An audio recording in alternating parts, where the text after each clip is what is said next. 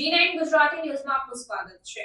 જસદણ શહેરમાં જૂના માર્કેટયાર્ડ પાછળ ભાદર નદીમાં ઉનાળામાં પાણી સુકાઈ જતું હોય છે ત્યારે જીવદયા પ્રેમીઓ દ્વારા છેલ્લા 7-8 વર્ષોથી અને પાણીના ટાંકા ત્યાં ઠાલવી જીવ બચાવવામાં આવી રહ્યા છે।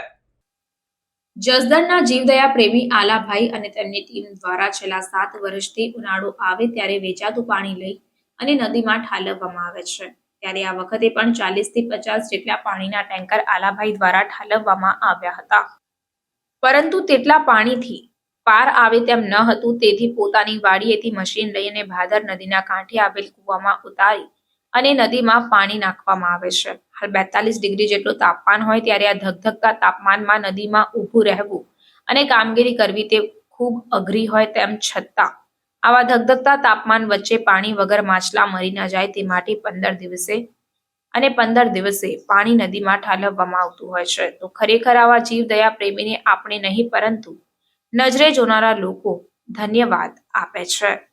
મારું નામ આલાભાઈ પોલાભાઈ ગળિયા। આલાભાઈ, હા। છેલ્લા ઘણા દિવસથી જે આ સેવાકીય કાર્ય કરી રહ્યા શું છે આ ભાઈ? હા, આમાં જો આમાં માછલા પાણી વગરના મરી જતા હતા ને, એટલે અમારી બધી ટીમે સાથે કરી અને મળી હળી અને આ માછલાનો જીવ બચાવીએ છીએ।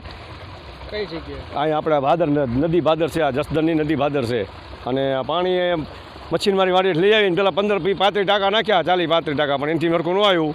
પછી વાડીએથી મશીન ભરી આવ્યો ટ્રેક્ટરમાં, પછી અહીંયા પાણી નાખીએ છીએ બધા અને આ બાટલાનો જીવ બચાવીએ છીએ। કેટલા સમયથી? સમય તો 7-8 વર્ષ થઈ ગયા, પણ 15 દિવસ 20 દિવસ ખાલી થઈ જાય એટલે પછી પાછું ભરી વાળી છે અમે હોદો, એટલે માટલાનો જીવ બચી ગયો છે। પછી માટલાને બધા પાણી નહોતું વચમાં તો કોઈ કાંઈ નાખવા નહોતા આવતા, પાણી વાળી જાય એટલે લોકો પુણે એટલું કરે છે।